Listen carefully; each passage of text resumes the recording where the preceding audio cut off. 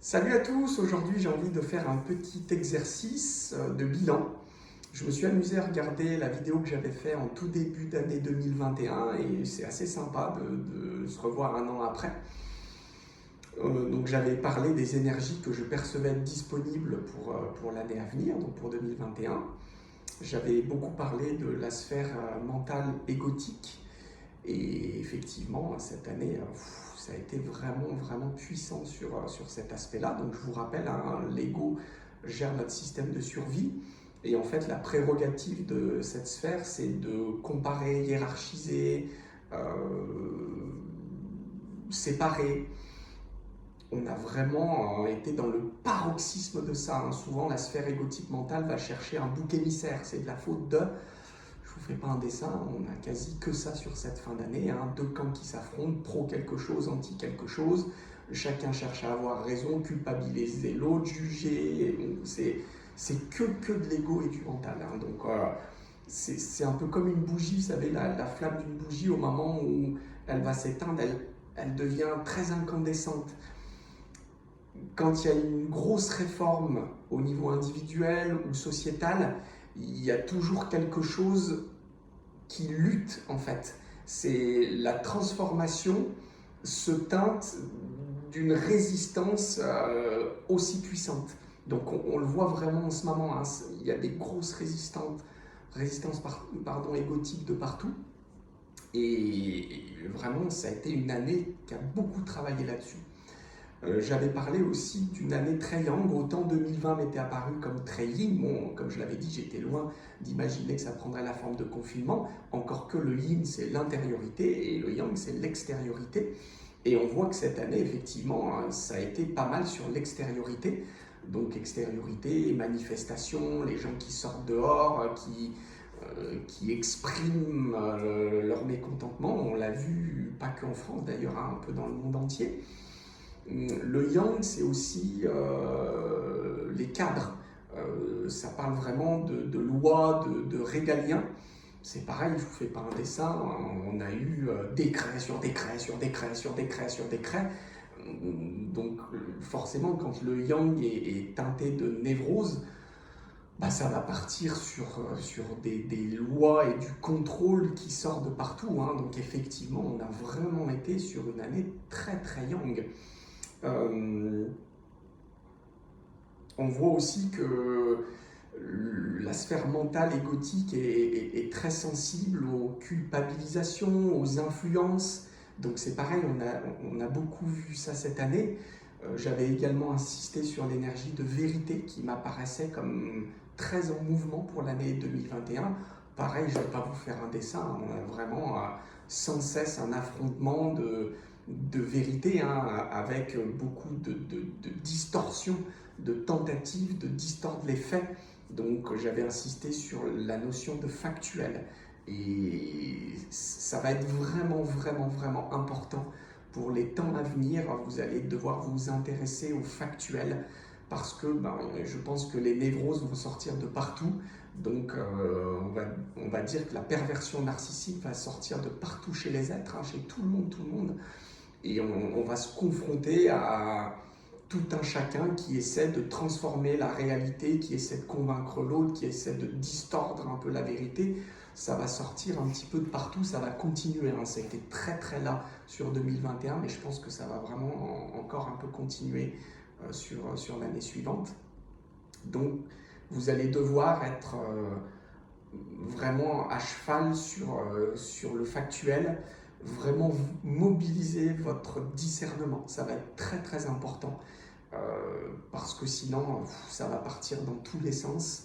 On l'a vu dans de nombreuses interviews, hein, où certains médecins, certains lanceurs d'alerte qui sont très critiqués vont s'intéresser à du factuel et pourtant il y a un déni, il y a une distorsion alors que les faits sont très facilement accessibles pour plein de gens. Donc le discernement, ça va être une clé pour les temps à venir, hein, parce que sinon on va se faire rouler dans la farine sans arrêt.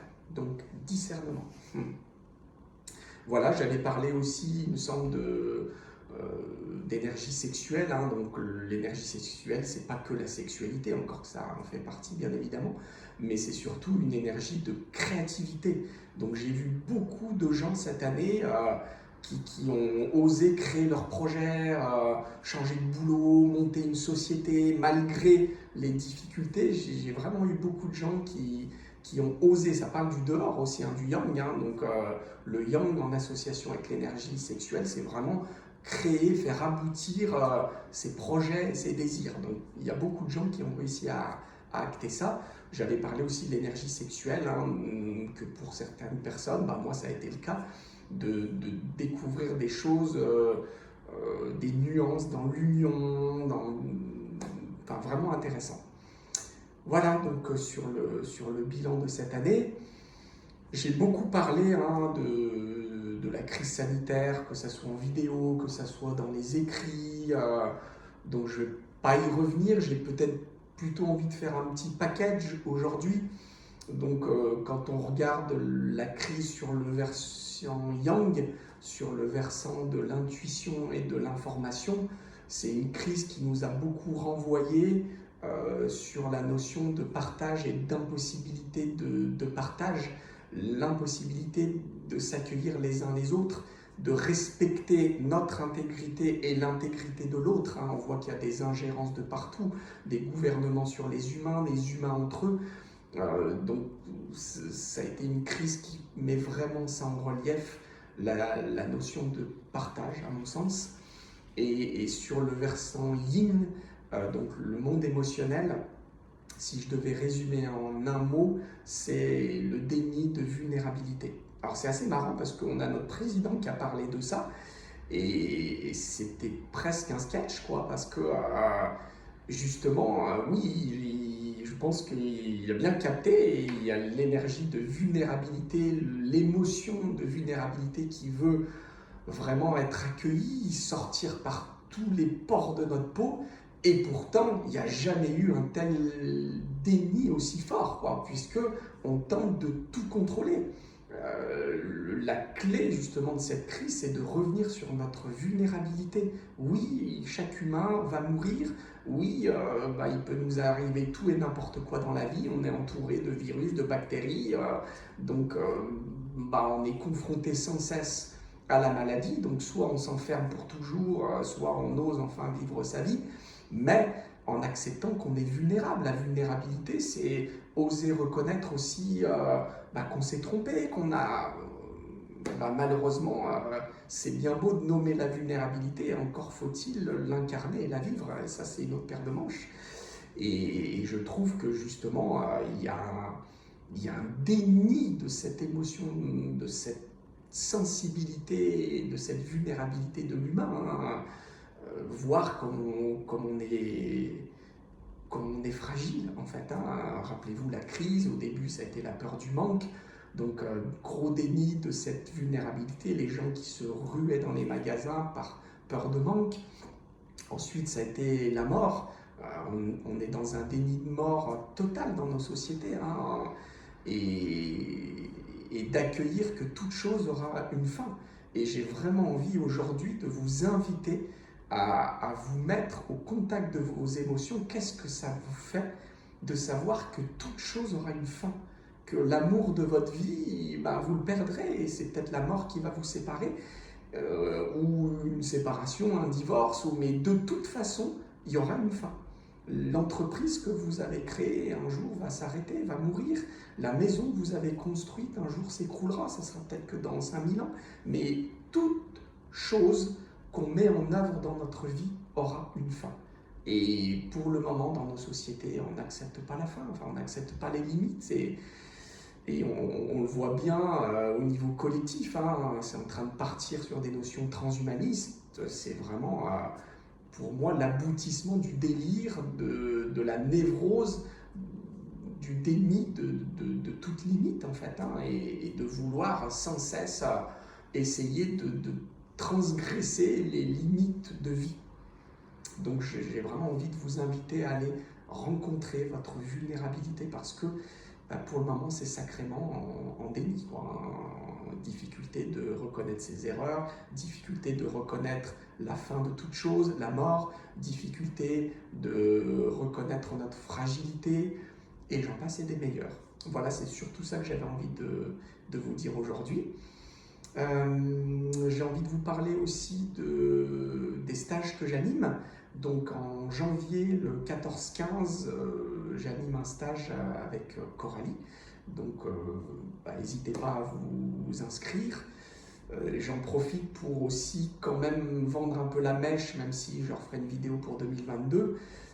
C'est des années qui arrivent extrêmement challengeantes, hein. Soit on se sort de nos schémas névrotiques, soit on va se faire complètement laminer et bouffer par nos névroses.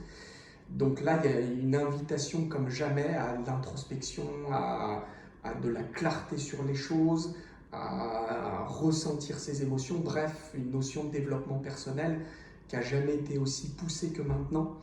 Donc, quelque part, moi, c'est ma passion d'accompagner les gens là-dedans. Donc, j'ai envie de vous inviter à venir à ce stage, puisque là, c'est des cercles de guérison et on essaie vraiment de transcender nombre de choses.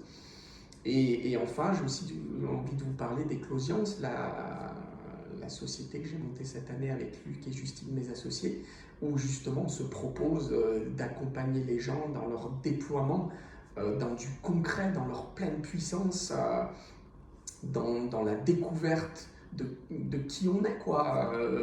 Retrouver notre monde émotionnel, notre sensibilité, accepter de dépasser les croyances limitantes, accepter d'aller visiter aussi tout ce qui est toxique émanant de notre généalogie. Bref, il y a des années où, à mon sens, il va y avoir un gros travail de conscience, de déploiement de conscience pour les humains, et ça va demander un sacré travail d'introspection. Donc, je suis là pour ceux que ça intéresse. Allez, bonne fin de journée.